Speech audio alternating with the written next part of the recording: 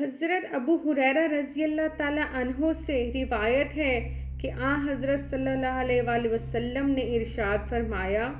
جس نے رمضان میں روزے رکھے ایمان و احتساب کے ساتھ، اس کے تمام سابقہ گناہ بخش دیے گئے۔ حضرت عبداللہ رضی اللہ تعالیٰ عنہ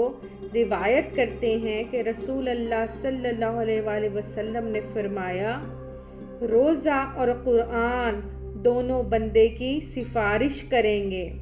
یعنی اس بندی یا بندے کی جو دن میں روزے رکھے اور رات میں اللہ کی عبادت کرے گا، اس کا پاک کلام قرآن مجید پڑھے گا یا سنے گا، روزہ سفارش کرے گا۔ اے میرے پروردگار، میں نے اس بندے کو کھانے پینے اور نفس کی خواہش پوری کرنے سے روکے رکھا تھا، آج میری سفارش اس کے حق میں قبول فرما، اس پر اپنی رحمت فرما،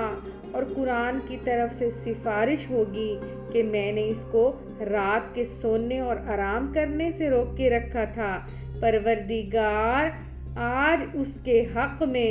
میری سفارش قبول فرما اور اس کے ساتھ بخشش اور عنایت کا معاملہ فرما۔ چنانچہ اللہ تعالیٰ روزہ اور قرآن دونوں کی سفارش اس بندے کے حق میں قبول فرمائے گا اور اس کے لیے جنت اور مغفرت کا فیصلہ فرما دیا جائے گا اور خاص انعامات سے اسے نوازا جائے گا۔